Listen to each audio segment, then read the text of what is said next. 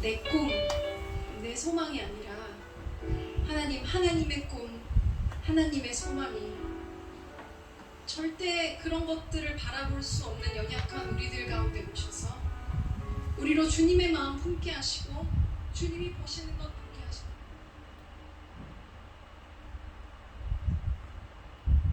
8월 28일 수요 예배를 시작하도록 하겠습니다. 땅과 거기에 충만한 것과 세계와 그 가운데 사는 자들은 다 여호와의 것이로다. 여호와께서 그 터를 바다 위에 세우시며 강물 위에 건설하셨도다. 여호와의 산에 오를 자가 누구며 그의 거룩한 곳에 설 자가 누구인가? 곧 손이 깨끗하며 마음이 청결하며 뜻을 허탄한 데 두지 아니하며 오직 맹세하지 아니하는 자로다. 그는 여호와께 복을 받고 구원의 하나님께 의를 얻으리니 이는 여호와를 찾는 족속이요 야곱의 하나님의 얼굴을 구하는 자로다. 아멘. 저희들을 창세기 전에 특정하시고 여기까지 인도해 주신 주님 감사드립니다. 오늘 예배 가운데 임자여 주시고 예배가 신령과 진정으로 드려지는 예배가 되게 하여 주시옵소서. 이 모든 말씀 거룩하신 예수님의 이름으로 기도드렸나이다. 아멘. 사도신경하심으로 신앙고백을 하시겠습니다. 전능하사 천지를 만드신 하나님 아버지를 내가 믿사오며 그 외아들 우리 주 예수 그리스도를 믿사오니 이는 성령으로 잉태하사 동정녀 마리아에게 나시고 본디오 빌라도에게 고난을 받으사 십자가에 못 박혀 죽으시고 장사한 지 사흘 만에 죽은 자 가운데서 다시 살아나시며 하늘에 오르사 전능하신 하나님 우편에 앉아 계시다가 저리로서 산자와 죽은 자를 심판으로 오시리라. 성령을 믿사오며 거룩한 동행과 성도가 서로 교통하는 것과 죄를 사하여 주시는 것과 몸이 다시 사는 것과 영원히 사는 것을 믿사옵나이다. 아멘. 찬송가 431장입니다. 주 안에 기쁨이 있네 주 안에 살자 주 안에 평안이 있네 주 안에 살자 우란이 연기처럼 스며들어도 주 안에 사는 마음 기쁨 넘치네 주 안에 사랑이네 주 안에 살자 주 안에 소망이네 주 안에 살자 검푸른 성안바로 밀어 덮쳐도 주 안에 사는 마음 평안 넘치네 주 안에 영생이네 주 안에 살자 주 안에 천국이네 주 안에 살자 불길이 지옥처럼 솟아올라도 주 안에 사는 마음 생명 넘치네. 아멘. 오늘 함께 하실 하나님의 말씀은 이사야서 40장 21절로 31절 말씀입니다. 이사야서 40장 21절로 31절 말씀입니다. 교독을 하겠습니다. 제가 먼저 읽겠습니다. 너희가 알지 못하였느냐? 너희가 듣지 못하였느냐? 태초부터 너희에게 전하지 아니하였느냐? 땅의 기초가 창조될 때부터 너희가 깨닫지 못하였느냐? 그는 땅을 괜찮아 앉으시나니 땅에 사는 사람들은 메뚜기 같으니라. 그가 잘같이 펴셨으며 거주할 천막같이 치셨고 귀인들을 패하시며 세상의 사사들을 헛되게 하시나니 그들은 겨우 심기고 겨우 뿌려졌지만 그 줄기가 겨우 땅의 뿌리를 덮자 곧 하나님이 눈을 부으시니 그들은 말라 홀리처럼 굴러가는 조개 같다. 거룩하신 이가 이르시되 그런즉 너희가 나를 누구에게 비교하여 나를 그와 동등하게 하겠느냐 하시니라. 너희는 이를 들어 이를 높이 들어 누가 이 모든 것을 창조하셨나며 주께서는 주의대로 만상을 이끌어내시고 그들 모든 이름을 부르시나니 그의 권세가 크고 그의 능력이 강함으로 하나도 빠짐이 없느니라. 야곱아 어찌하여 네가 말하며 이스라엘아 네가 이르기를 내 길은 여호와께 숨겨졌으며 내 송사는 내 하나님에게서 벗어난다 하느냐. 너를 알지 못하였느냐 듣지 못하였느냐 영원하신 하나님 여호와 땅 끝까지 창조하시는 피곤하지 않으시며 분비하지 않으시며 영철이 함이 없으시며 피곤한 자에게는 능력을 주시며 무능한 자에게는 힘을 더하시나니 그러나 이르리니 소년이라도 피곤하며 분비하며 장정이라도 넘어지며 쓰러지되 오직 여호와를 앙망하는 자는 새 힘을 얻으리니 독수리가 날개치며 올라감 같을 것이요 다른 박질하여도 분비하지 아니하게도 걸어가도 피곤하지 아니하리로다. 아멘. 기도하겠습니다.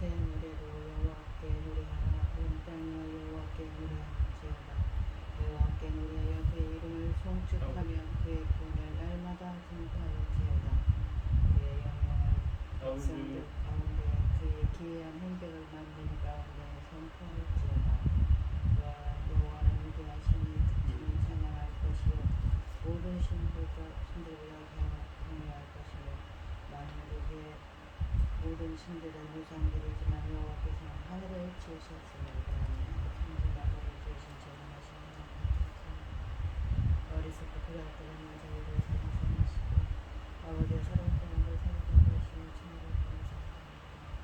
전능하신 하나님 아버지 지금은 아버지 하나님 오시는 하나님 부짓고 아버지 하나님 어느 때 어디를 보아도 아버지 편안한 곳이 없습니다. 그럴지라도 이 어려운 상황에도 저희들을 시간 예배드릴 수 있도록 인도하셨으니 정말 감사를 드립니다.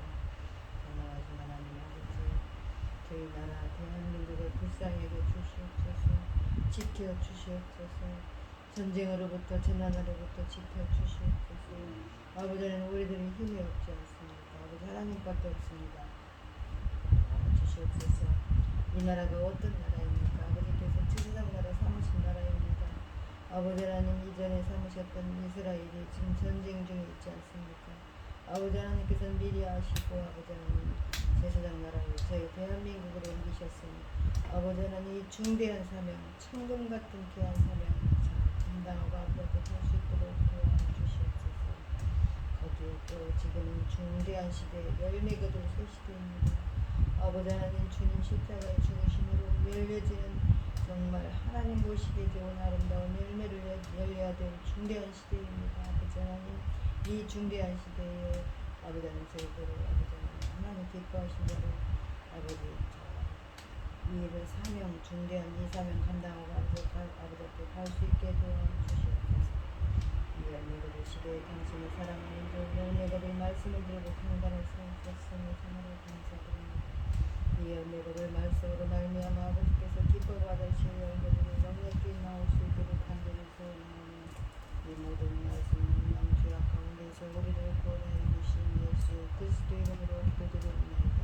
아멘. 오늘 함께 하실 하나님의 말씀의 제목은 비교할 수 없는 하나님 두 번째 시간입니다. 이사야서는 66장까지 있습니다. 그런데 1장부터 이 39장까지 말씀은 주전 약 740년경부터 주전 약 700년경까지 이를 배경으로 하고 있습니다.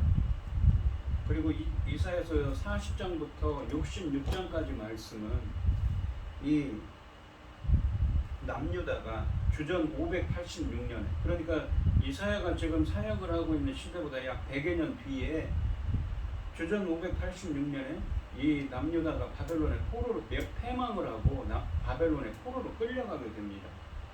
그 포로로 끌려간 상황을 전제로 이야기가 시작되고 있습니다.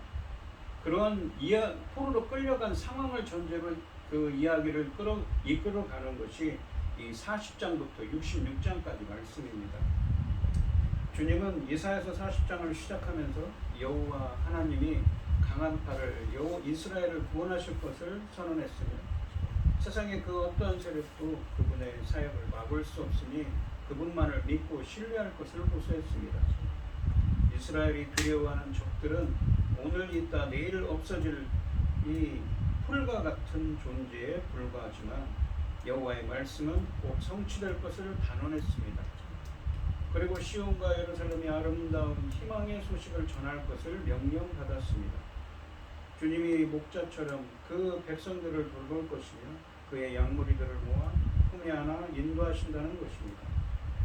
자기 백성을 억압하는 대적을 용사처럼 강한 팔로 물리치시고 자기 백성을 목자처럼 포근한 팔로 안아 구원하시며 구원의 길, 그러니까 포로로 끌려간 유다 백성이 다시 돌아오는 제2의 출애굽과 궁극적으로는 예수 그리스도를 통한 새로운 출애굽의 이 구원의 길을 인도하신다고 말씀하셨습니다. 오늘 본문 말씀에서는 지난 시간에 12절부터 20절까지 말씀에 이어서 이스라엘의 하나님은 이 세상에 그 누구와도 이 무엇과도 비교할 수 없는 분명히 다른 분임을 강조하고 있습니다. 여호와께서는 한 분이시며 유일한 창조주이시다는 것입니다. 여호와는 이러한 분이시기에 그분이 계획한 일은 반드시 성취될 것이라고 본문에서 선언하고 계십니다. 21절 말씀을 보시면 너희가 알지 못하였느냐 너희가 듣지 못하였느냐 태초부터 너희에게 전하지 아니하였느냐 땅의 기초가 창조될 때부터 너희가 깨닫지 못하였느냐라고 하십니다. 21절부터 26절까지 말씀은 여호와께서 비길 수 있는 자가 없음을 여호와께 비길 수 있는 자가 없음을 말씀하고 계십니다. 21절 말씀에 보시면 너희라는 말은 21절에 4번 나타나는데 이 사람들은 누구입니까? 바로 주님이 이스라엘 백성들에게 하는 말씀이죠. 또 궁극적으로는 신약의 이 오늘날을 살아가는 누구입니까? 바로 이 새 언약의 하나님 백성들이지요. 영적 이스라엘을 가리키는 말입니다. 또한 21절 말씀은 수사학적인 질문 4개로 구성됩니다. 알지 못하느냐, 듣지 못하였느냐, 그리고 깨닫지 못하였느냐라는 질문으로 시작합니다. 이것은 포로기 유다 공동체가 아직 맹인과 귀머거리에게 탈피하지 못했음을 내비치는 말씀입니다.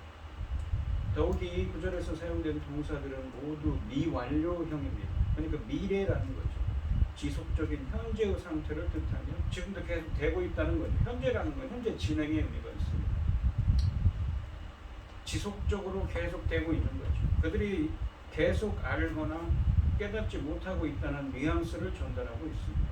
이들은 과거와 마찬가지로 여전히 하나님의 계획을 제대로 보지 못하고 있다는 의미입니다.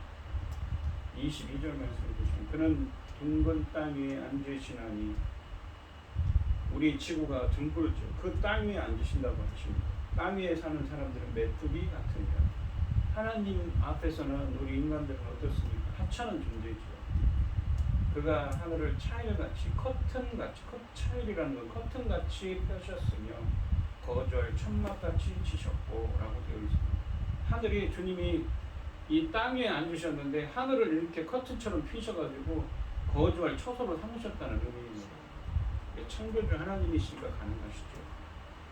하나님은 사람이 만든 우상과는 다릅니다. 그는 땅 위에 앉아 계신 왕과 같은 분이신데 곧 이 세상을 창조하시고 지금도 천지 만물을 주관하고 계신다는 의미입니다. 그리고 그에게는 하늘 아래 땅에 사는 사람들이 메뚜기처럼 보인다고 하십니다. 이것은 인간을 내려다볼 때 너무 작아서 거의 분별하지 못함을 빗댄 말입니다. 그리고 그는 하늘을 차일같이, 그러니까 커튼같이 펴셨고 거주할 천막처럼 치신 분이시라고 하십니다. 하나님은 결코 이 세상의 한 부분이 아니며 이 세상은 또한 하나님의 연장선상에 있는 것이 아님을 명백하게 선언하고 계십니다. 그분은 이 세상과 비교할 때 전적으로 다른 분이십니다. 세상을 감싸고 있는 땅 위에 앉아 계신 그분에게 세상의 모든 것은 지극히 작을 수밖에 없습니다. 이렇게 위대하신 하나님께 세상에서 사는 사람들은 메뚜기같이 연약하고 작기만 한 존재일 뿐입니다. 23절 말씀해 보시면 귀인들을 패하시며 세상의 사사들을 헛되게 하시나니 라고 되어 있습니다. 23절과 24절 말씀에서 하나님은 세상의 권세자들의 운명을 쥐고 계시는 분이심을 밝히고 있습니다. 세상의 권세자는 누구이겠습니까? 이 본문에서 바로 바벨론의 지도자들이지, 바벨론 왕들이지. 귀인들이라고 번역된 이 히브리어는 통치자를 의미합니다. 또 패하시며 라는 말은 아무것도 아니다라는 말입니다. 또한 사사들이라고 번역된 이 히브리어는 재판관들, 통치자들을 의미합니다. 헛되게 하시나니 이 말은 헛되다, 이 헛됨, 또는 무가치함, 쓸모없음을 의미합니다. 상반절에 보시면 세상의 통치자들이 권세 있는 자들도 세상의 통치자들과 권세 있는 자들도 하나님 앞에서는 아무것도 아니라고 하십니다. 그러니까 귀인들을 패하시며 라는 것은 하나님 앞에서는 그 세상의 권세자들이 아무것도 아니게 된다는 것이며 라는 의미입니다. 이미 본문 15절에서 같은 단어를 사용하여서 이스라엘이 두려워하는 열방이 아무것도 아니라고 선언하셨습니다. 또한 하나님은 땅의 지배자들을 헛된 쓸모없는 무가치한 사람으로 만드신다고 하십니다. 하나님이 자신들의 계획대로 세상을 주관하려는 귀인들을, 그러니까 그 통치자들을 패하시고 아무것도 아닌 것으로 만드시고 사사들을, 그 통치자들을 헛되게 쓸모없게 아무짝에도 쓸모없게 하신다고 선언하고 계십니다. 여기서 패하다에 해당하는 히브리어 단어는 아인이라고 했습니다. 40장 17절에서 열방과 우상이 아무것도 아님을 선언할 때 사용된 말입니다. 그리하여 세상의 귀인들과 사사들은 우상과 같이 아무것도 아니며 헛되기 때문에 결코 자신들의 계획을 관철시키지 못할 것을 보여주고 있습니다. 하나님은 세상을 헛되게 창조하신 분이 아닙니다. 그러기에 하나님은 세상의 귀인들과 사사들과 달리 자신의 계획을 이루실 것이라는 의미입니다. 여기서 귀인들과 사사들은 바벨론을 의미하고 하나님의 계획은 이스라엘의 포로기한, 즉 제2의 출애굽, 그리고 궁극적으로는 예수 그리스도를 통한 새로운 출애굽, 영적 이스라엘의 새로운 출애굽을 의미한다고 볼 수 있습니다. 그리고 그 계획을 반드시 이루실 것을 말씀하고 있는 것이죠. 세상의 통치자들이, 바벨론의 지도자들, 왕들이 방해할 수가 없으며, 또한 우리가 계시록에 있는 마귀, 사탄, 적그리스도 등 이 악의 무리들이 그 하나님의 계획 앞에서 그것을 방해할 수 없다는 의미입니다. 하나님의 말씀은 반드시 이루어진다는 의미를 담고 있습니다. 24절에 보시면 그들은 누구입니까? 세상의 권세자들이죠. 겨우 심기고 겨우 뿌려졌으니 그 줄기가 겨우 땅의 뿌리를 박자 곧 하나님이 입김을 부시니 그들은 말라 회오리 바람에 굴려가는 촉의 밭보다, 촉이라는 겨입니다. 우리가 키질을 하면, 옛날에 시골에서 키질을 하면 껍질과 알맹이가 나눠져요. 껍질은 바람에 날려가죠. 그런 것처럼 겨를 의미합니다. 촉에는 그러니까 23절에 세상의 귀인들과 사사들이 권세를 든든히 붙잡았다고 생각할지 모르지만 그들은 겨우 심기고 뿌려졌으며 그 줄기가 겨우 땅에 뿌리를 내렸는데 하나님이 입김을 부시니 그들은 말라서 회오리 바람에 불려 날아가는 촉의 왕겨와 같다고 하십니다. 세상의 소위 잘 나가는 열국의 권력자들이 그들의 계획을 이루지 못하는 이유는 그들이 겨우 심겨진 나무로서 뿌리가 든든하지 않아 하나님의 입김 앞에서 촉에같이, 그러니까 왕겨, 겨같이 날아가 버릴 것이기 때문입니다. 이 사실은 바벨론의 포로로 잡혀간 이스라엘 백성들에게 큰 위로가 되었을 것입니다. 하나님 앞에서는 마치 바람 앞에 날아가는 겨처럼 이스라엘의 하나님 앞에서는 그 바벨론의 왕들이 그렇게 될 거라는 의미죠. 그런 존재밖에 안 된다는 것입니다. 그래서 하나님의 말씀은 반드시 이루어진다는 것을 믿으라는 것이죠. 25절에 보시면 거룩하신 이가 이르시되 주님이시죠. 그런즉 너희가 나를 누구에게 비교하여 나를 그와 동등하게 하겠느냐 하신다라고 하십니다.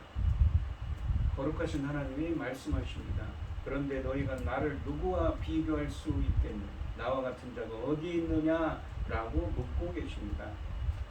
26절 말씀을 보시면 너희는 눈을 높이 들어 누가 이 모든 것을 창조하였나.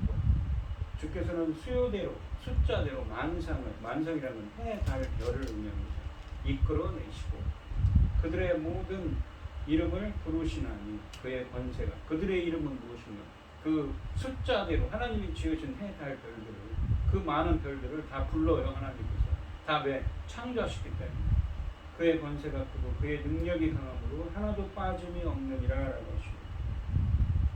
이 부르시나니라는 말은 하나님 하늘의 해달별을 창조하시는 여호와께서 그것들을 일일이 부르시며 이끌어가심을 나타내고 있습니다.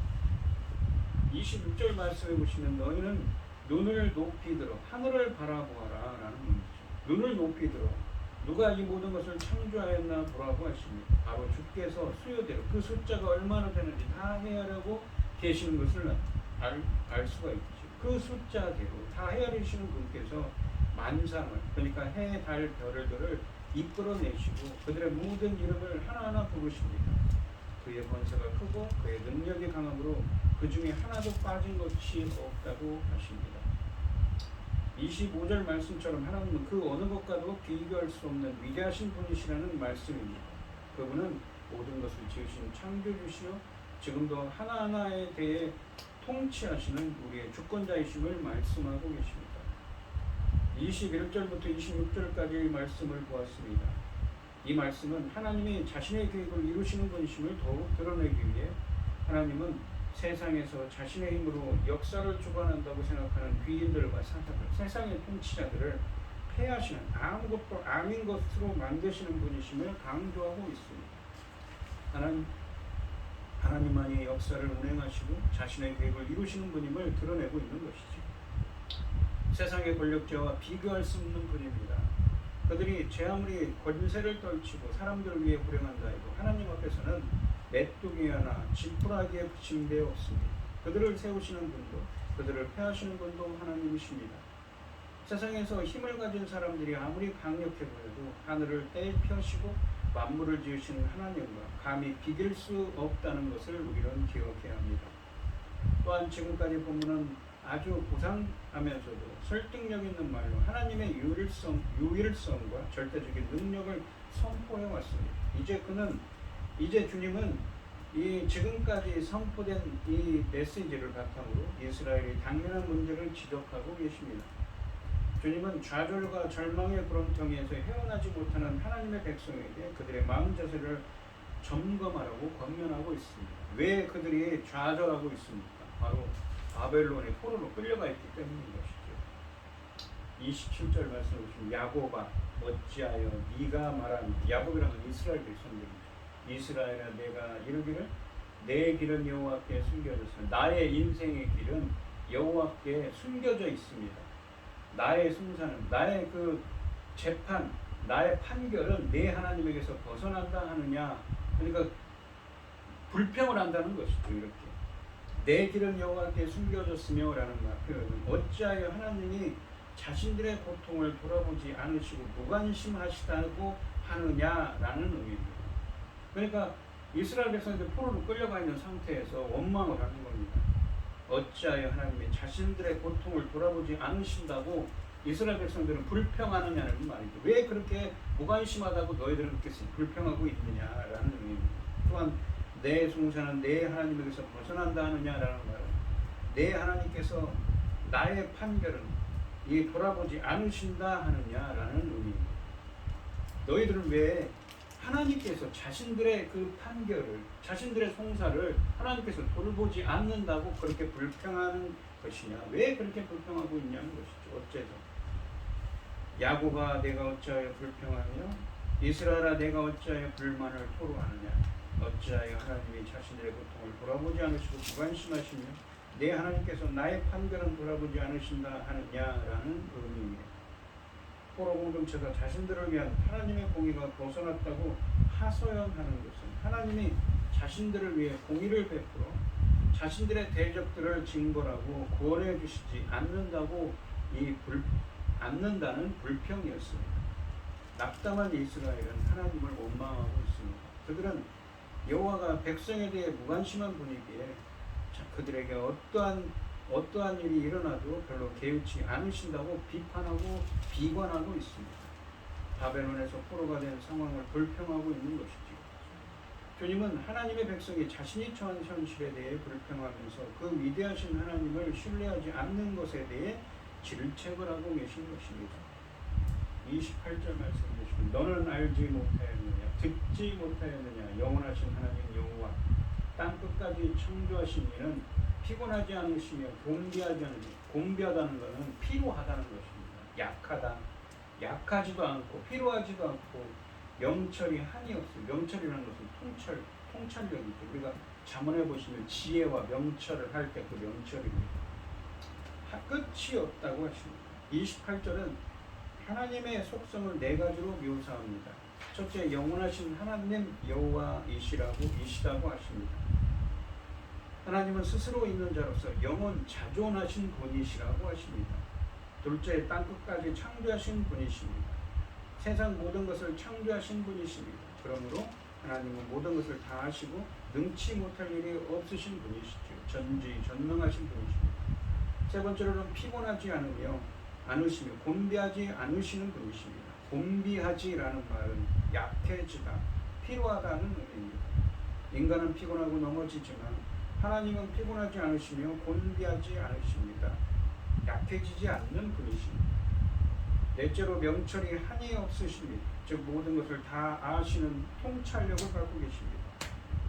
27절 말씀에서 자신의 어려움을 돌아보지 않으신다고 불만을 토로했는데 28절 본문은 이들에게 하나님은 옛적부터 지금까지 변하신 적이 없고 창조주로서 무한한 능력을 지니신 분이며 결코 지치거나 포기하는 일이 없는 분임을 선포하고 계십니다. 또한 그분은 인간이 헤아릴 수 없는 명철, 그 통찰력을 가진 분이심을 말씀하십니다. 그렇다면 백성의 좌절은 여호와께서 무능력하거나 백성에게 관심이 없어서가 아니라 그들이 여호와의 그 명철을 헤아리지 못해서 빚어진 것입니다. 하나님은 인간의 이성과 논리를 초월하여 운행하시는 분이시며 우리의 논리를 이해하지 못합니다. 그렇다 해서 그분이 어떠하다고 쉽게 단정하는 것은 결코 바람직하지 않습니다. 과연 누가 하나님의 심중을 헤아릴 수 있단 말인가요? 인간이 빚어내는 가장 큰 비극 중 하나는 인간의 논리로 이해할 수 없는 것을 너무 쉽게 정리하고 자신의 체험에 근거해 결론 짓는다는 것입니다. 본문은 우리가 체험하고 보는 세상은 실제로 지극히 제한된 부분에 불과하다는 사실을 끊임없이 선포합니다. 그러므로 우리의 경험과 감정에 근거해 결론을 내리는 것은 많은 경우 시기상조이거나 잘못될 확률이 높은 것입니다.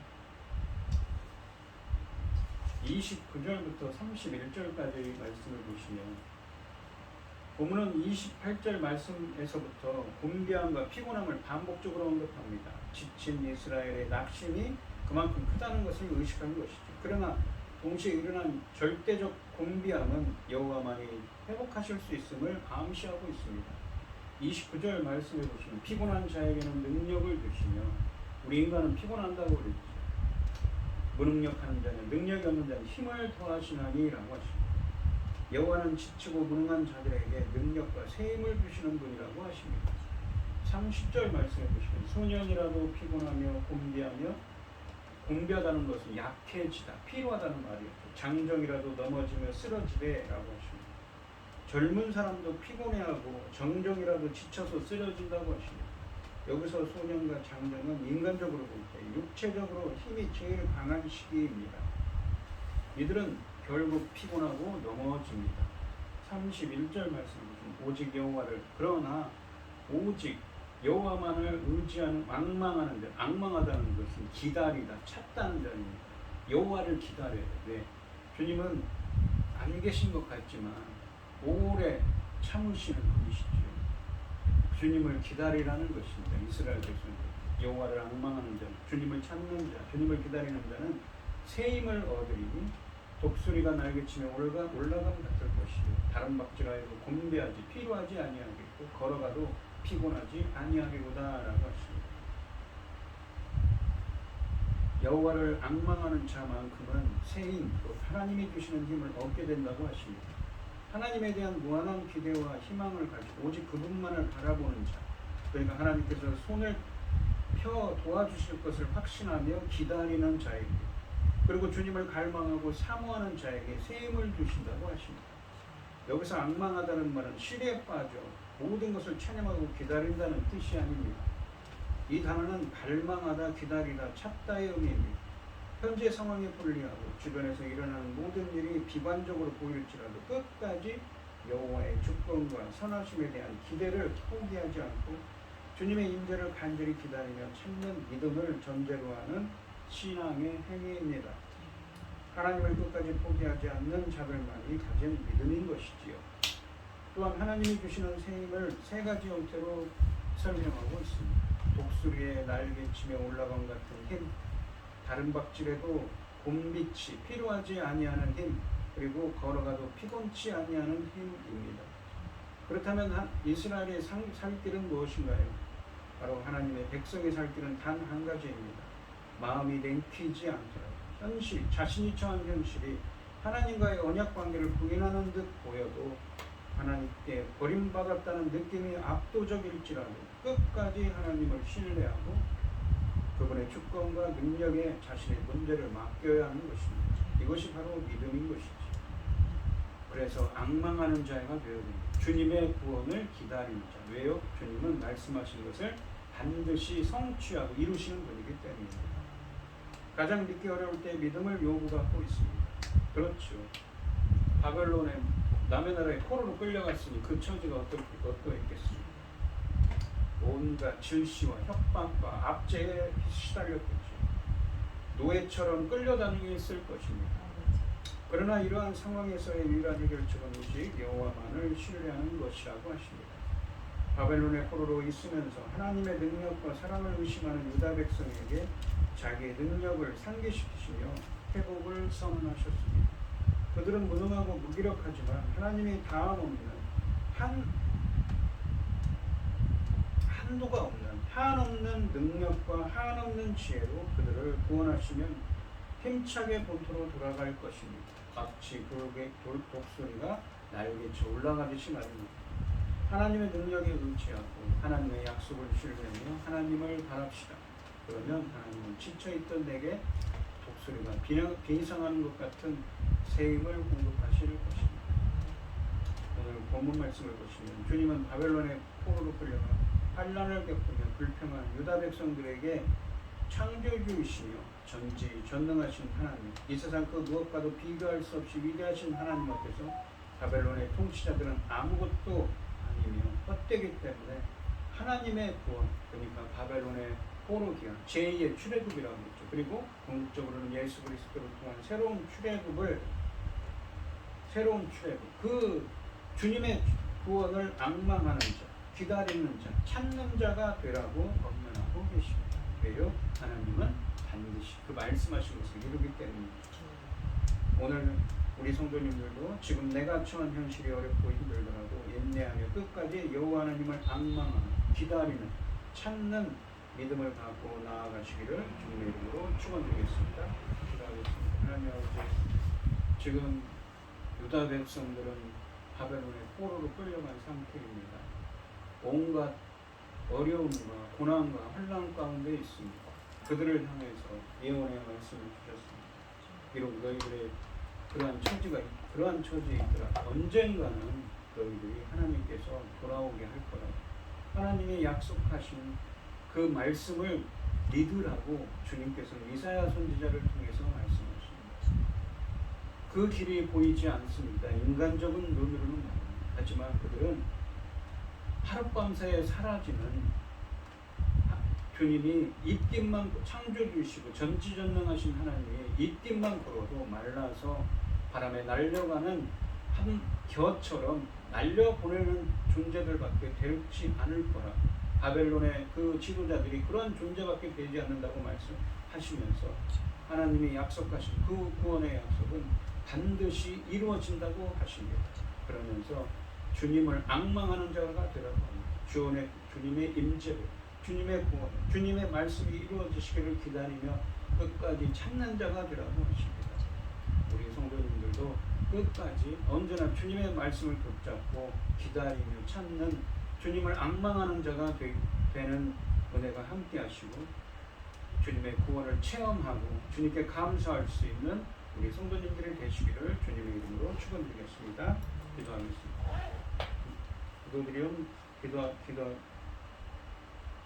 기도드립니다. 아멘. 찬송가 354장입니다.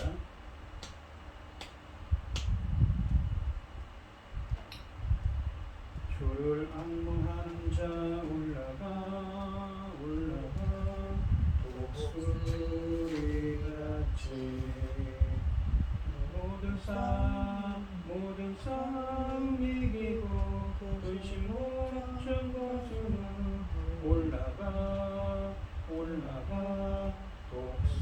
독수리같이 주 앙망하는 자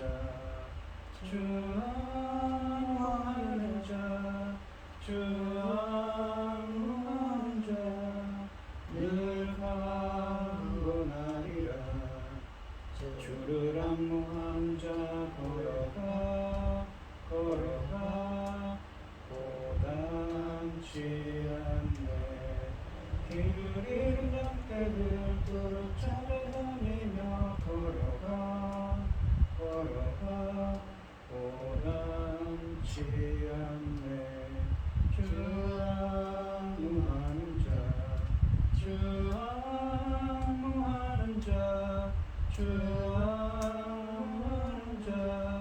늘 강건하리라. 주를 앙망하는 자 달려가 기고치 않네. 천성문을 향하여 면류관을 얻도록 달려가 기고치 않네. 주 앙망하는 자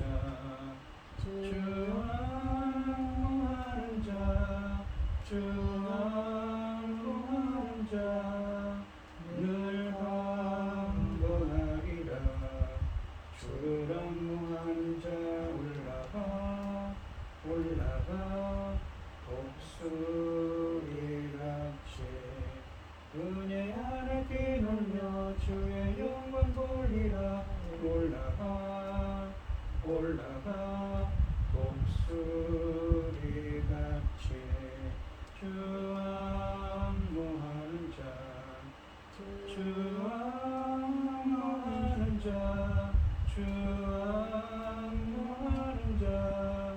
늘 강건하리라. 아멘. 이제는 주 예수 그리스도의 은혜와 아버지 하나님의 극진하신 사랑과 성령의 교통하심이 성도들 머리머리 위에 이제부터 영원히 함께 있을지어다. 아멘. 주님이 아파하는 것을 함께 아파하고 주님이 기뻐하시는 것을 함께 기뻐할 수 있도록 주님 내 안에 그 주님의 생명을 허락하여 주셔서 죽음도 이기신 주님께서 내 안에 있는 그 사망과 헛된 것들을